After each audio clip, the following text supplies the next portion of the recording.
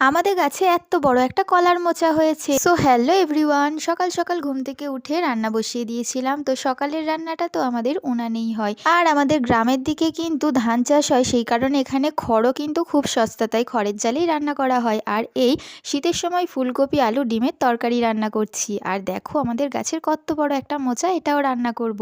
এদিকে সন্ধ্যার সময় ইচ্ছা হয়েছিল ভেজ পকোড়া খাবো, সেই কারণে দেখো যেমন ভাবা তেমন কাজ, ভেজ পকোড়া বানিয়ে ফেলেছি। খেতে কিন্তু একেবারে মুচমুচে আর টেস্টি হয়েছিল।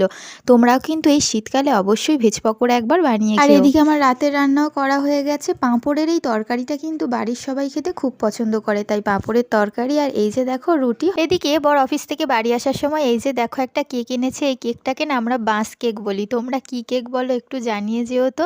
নামটা শুনে একটু হাসি পাচ্ছে তাই না, কিন্তু আমরা এটাই বলি। আর এই যে দেখো রাতের খাবার নিয়ে বসে পড়েছি, এবার দুজন মিলে রাতের খাবারটা খেয়ে ঘুমিয়ে পড়বো। তো চলো টাটা।